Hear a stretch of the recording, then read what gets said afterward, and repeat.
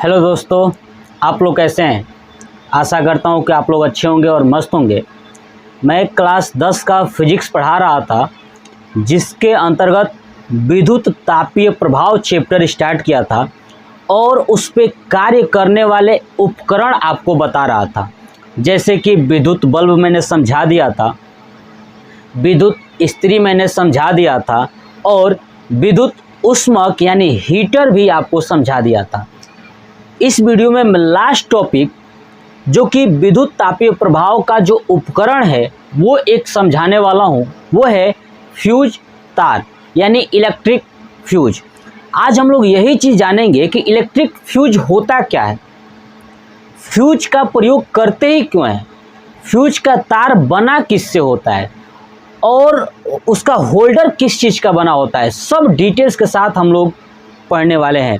मैंने बोर्ड पे भी लिखा है, तो चलिए मैं आपको समझाता हूँ, फिर बोर्ड पे वही चीज़ पढ़ के समझाऊंगा। देखिए, घर में जो फ्यूज होता है ना, विद्युत फ्यूज जो आपने देखा होगा, उस प्लग को निकाल देते हैं फिर लगा देते हैं, है ना। जब घर में कोई इलेक्ट्रिक से संबंधित कार्य करना होता है तो फ्यूज को क्या करते हैं, निकाल देते हैं, है ना। फ्यूज को निकाल देते हैं, जैसे निकाल देंगे तो लाइट कट जाती है या फिर जो है कि कार्य करने के बाद फ्यूज को लगा दिया जाता है। तो हम लोग यही जानेंगे कि आखिर में विद्युत फ्यूज का प्रयोग करते ही क्यों है। देखिए, कभी कभी क्या होता है ना कि घर के अंदर लगे हुए उपकरण में, है ना, घर के अंदर जो लगा हुआ उपकरण है, चाहे बल्ब हो, पंखा हो, एसी, कूलर, जो भी आपके घर के अंदर लगा हुआ है, ठीक है, उसके अंदर अचानक से अगर शॉर्ट सर्किट होता है ना, शॉर्ट सर्किट होता है तो शॉर्ट सर्किट होने के कारण विद्युत धारा बढ़ जाता है। मतलब जितना विद्युत धारा आ रहा था, ठीक है, उससे ज़्यादा हो जाता है। क्योंकि मान लीजिए कि विद्युत धारा आया, इधर से आ रहा है और यहाँ पे शॉर्ट सर्किट हुआ तो विद्युत धारा उस तार में बढ़ जाएगा, जिसके कारण पूरा तार या उपकरण जल सकता है। क्या हो सकता है, जल सकता है। उसको रोकने के लिए एक फ्यूज तार लगा दिया जाता है। क्या किया जाता है, फ्यूज तार का प्रयोग किया जाता है। यानी घर के सामानों को जलने से बचाने के लिए, है ना, किसका प्रयोग किया जाता है, फ्यूज तार का प्रयोग किया जाता है। क्योंकि जब विद्युत धारा बढ़ता है तो फ्यूज तार जो है ऑटोमेटिक पिघल जाता है, जिसके कारण उपकरण बच जाते हैं। ये हमेशा मेन जो सप्लाई होता है ना, वहीं पे जोड़ा जाता है। देखिए, अगर पिक्चर आप देखेंगे तो ये ऊपर मैंने बनाया ही है मेन सप्लाई। क्या है ये, मेन सप्लाई। ये समझिए कि मेन सप्लाई है। मेन सप्लाई यानी पोल से आ रहा है, तो पोल से आने के बाद हम लोग क्या करते हैं ना, फ्यूज में लगा देते हैं और उसके बाद नीचे वाले जगह से हम अपने घर में ले आते हैं, यानी होम में, है ना। ये घर के लिए है।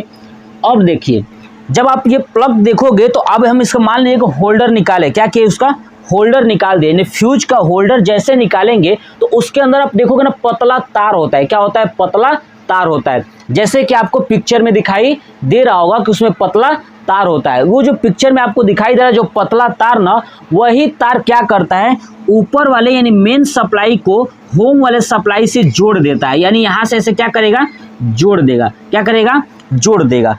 अब ये जोड़ देता है तो घर में सप्लाई चला जाता है। मान लीजिए कि घर में हम पूरा विद्युत का प्रयोग कर रहे हैं, तो सपोज करिए कि मान लीजिए कि मैं 4 एम्पियर का प्रयोग कर रहा हूँ। कितना, 4 एम्पियर तक का मैं घर के अंदर सप्लाई मैं चाहता हूं। अगर मान लीजिए कभी मेन सप्लाई से 5 एम्पियर आ गया, क्या हुआ, अचानक से 5 एम्पियर आ गया, तो ये जो फ्यूज तार है ना, वो गल जाएगा। क्या हो जाएगा, गल जाएगा। और गलने के कारण इस होम वाले में 5 एम्पियर नहीं जाएगा। अगर सपोज करिए कि अगर ये नॉल लगा होता तो डायरेक्ट 5 एम्पियर घर में पहुंच जाता, जबकि हमको घर में चाहिए था 4 ही एम्पियर, तो घर में लगे उपकरण जल जाते।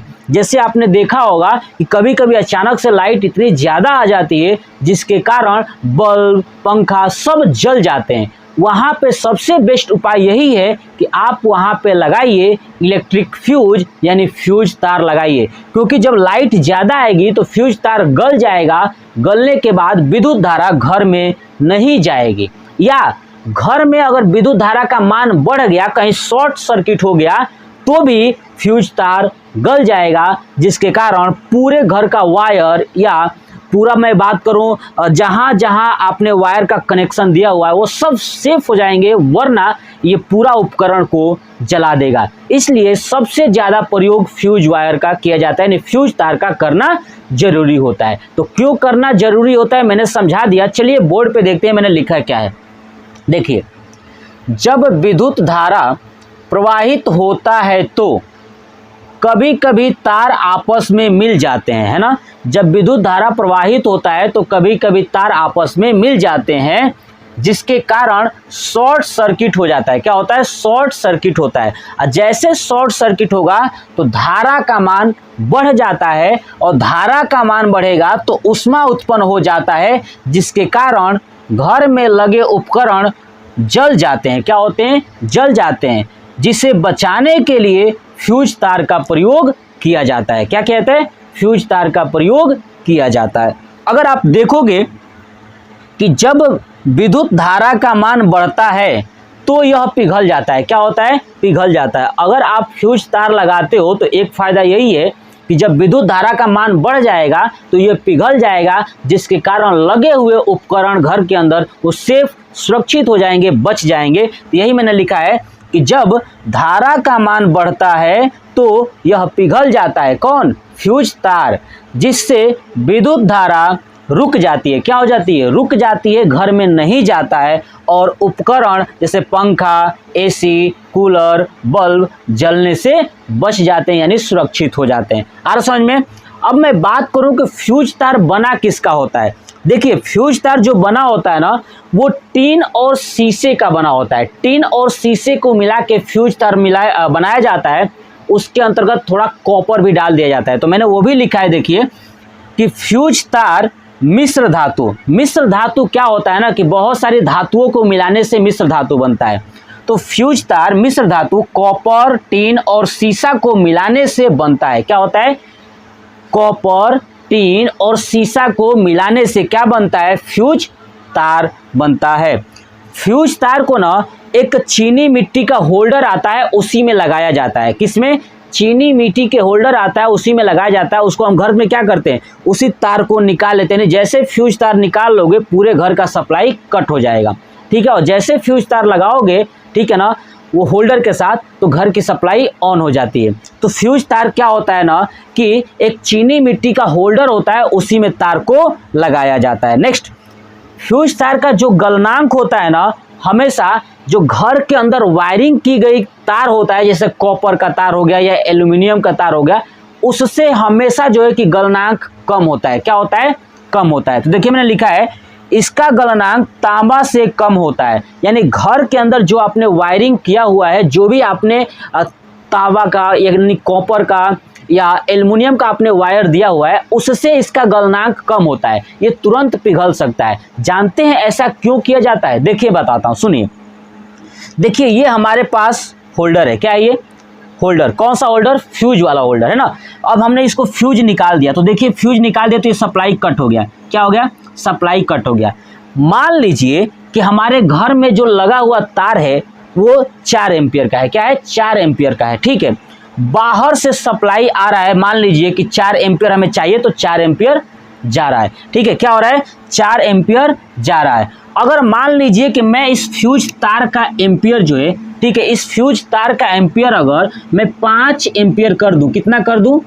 5 एम्पियर कर दूं, तो क्या ये गलेगा? नहीं गलेगा, क्योंकि घर में चाहिए 4 एम्पियर। अगर घर में शॉर्ट सर्किट होता है तो ज़्यादा से ज़्यादा अगर 5 एम्पियर तक जाएगा तब जाके ये पिघलेगा। तो हम लोग क्या करते हैं कि घर में जितना कॉपर का गलनांक होता है ना, उसके गलनांक से इसको कम कर देते हैं। मान लीजिए कि कर दिया मैंने 3 एम्पियर का। कितना कर दिया? 3 एम्पियर का। देखिए, घर में 4 एम्पियर की वस्तुएं लगी हैं और इसको कर दिया 3 एम्पियर का। मान लीजिए कि अगर गलती से भी थोड़ा सा शॉर्ट सर्किट हुआ तो 3 एम्पियर से तुरंत ये पिघल जाएगा। क्या हो जाएगा?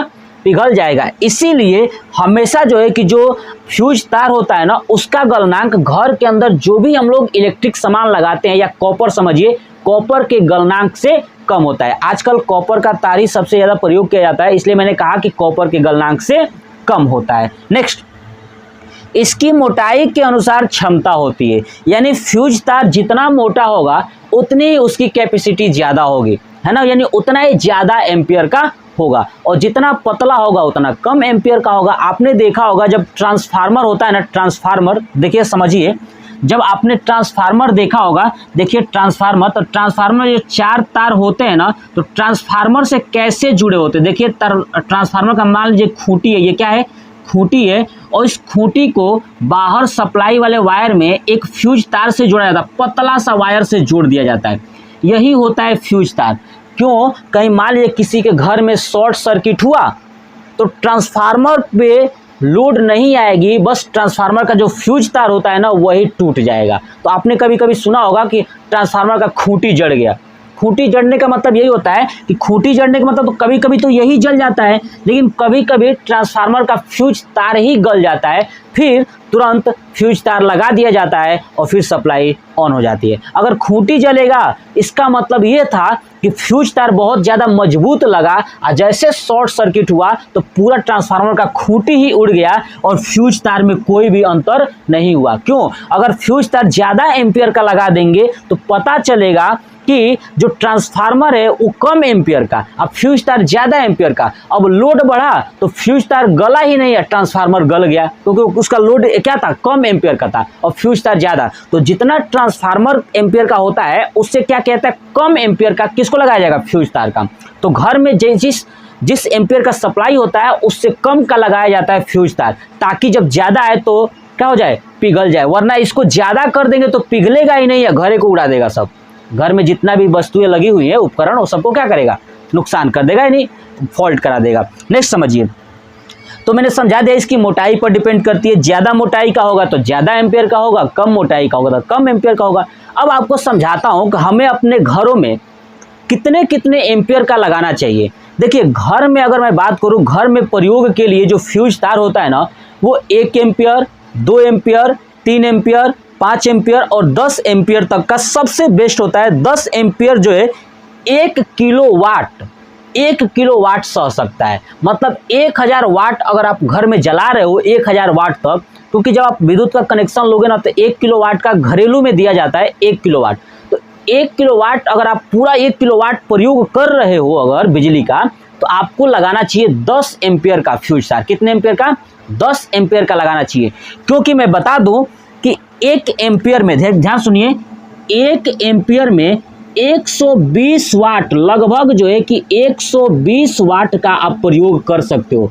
मतलब अगर घर में 100 वाट का 2 बल्ब जला रहे हो तो आपको लगभग जो है कि 2 एम्पियर का फ्यूज तार प्रयोग करना चाहिए। कितने एम्पियर का, 2 एम्पियर का। अगर आप 1 एम्पियर का करोगे और 200 वाट का बल्ब जला रहे हो तो 200 वाट हो जाएगा, जबकि प्रतिरोध ज़्यादा हो जाएगा और आपका जो है कि तुरंत जो है कि टंगस्टन यानी फ्यूज वायर पिघल जाएगा। क्या हो जाएगा, फ्यूज वायर पिघल जाएगा। यानी समझ गए ना, फ्यूज वायर किसका बना होता है, तो तांबा, टीन और शीशे का बना होता है। तो आपको समझ में आ गया। देखिए मैंने लिखा है कि घर में 1 एम्पियर, 2 एम्पियर, 3 एम्पियर, 5 एम्पियर और 10 एम्पियर का फ्यूज तार प्रयोग करना चाहिए। 1 एम्पियर लगभग जो है कि 120 वाट के लिए होता है। तो आप सोचिए अगर घर में 10 एम्पियर लगाते हो तो कितना, 1200 वाट, यानी 1200 वाट आपका लोड 10 एम्पियर सह सकता है और आसानी से फ्यूज वायर। अगर मान लीजिए कि आपके घर में 100 वाट का बल्ब जला रहे हो और आपने लगा दिया 10 एम्पियर का, कितने का लगा दिया, 10 एम्पियर का लगा दिया, तो आप सोचिए अगर शॉर्ट सर्किट होगा तो 10 एम्पियर पिघलेगा नहीं, जबकि बल्ब ही खराब हो जाएगा। इसलिए जितना आप लोड लगाते हो घर में, जितना आपके घर में लोड है उसी लोड के अनुसार जो है कि आपको एम्पियर लगाना चाहिए, यानी फ्यूज तार लगाना चाहिए। जैसे आपने देखा होगा सरकारी जो ट्यूबवेल होता है उसमें आपने देखा होगा बड़ा बड़ा फ्यूज तार होता है, यानी होल्डर बहुत बड़ा बड़ा होता है, तो जो उसका एम्पियर होता है ना वो ज़्यादा होता है, लगभग जो है कि वो 10 एम्पियर का होता है। कितने का, 10 एम्पियर का। जो सरकारी ट्यूबवेल होते हैं ना उसमें 10 एम्पियर का जो होल्डर होता है यानी फ्यूज तार होता है वो 10 एम्पियर का होता है। तभी जो है कि तीनों फेज का जो है कि सरकारी ट्यूबवेल में दिया जाता है करंट, वो क्या करता है, तीनों फेज को सह लेता है और दे देता है किसको, मोटर को। अगर मोटर में शॉर्ट सर्किट होता है या कहीं और शॉर्ट सर्किट होता है तो 10 एम्पियर अगर लोड है तो लोड बढ़ेगा और तुरंत क्या हो जाएगा, ये फ्यूज हो जाएगा, यानी जल जाएगा। ठीक है, इसीलिए जो है कि फ्यूज तार का प्रयोग किया जाता है ताकि घर के अंदर लगे हुए उपकरण को सुरक्षित किया जा सके। ठीक है, तो ये था हमारा फ्यूज तार यानी इलेक्ट्रिक फ्यूज। तो ये वीडियो आपको कैसा लगा कमेंट बॉक्स में कमेंट करके ज़रूर बताइएगा। नेक्स्ट पार्ट में आपको पढ़ाने वाला हूँ विद्युत शक्ति यानी इलेक्ट्रिक पावर क्या है, और आपको ये भी सिखाऊंगा कि घर के अंदर आने वाली जो लाइट होती है उसका जो है कि बिजली बिल कैसे डिसाइड किया जाता है। आप कितना बल्ब जलाओगे, कितना पंखा चलाओगे, कितना क्या जलाओगे कि आपका घर का बिजली का बिल कितना है, कितने घंटे तक, सब निकालना सीखेंगे नेक्स्ट पार्ट में। तो इसी के साथ ही जय हिंद, जय भारत, वंदे मातरम।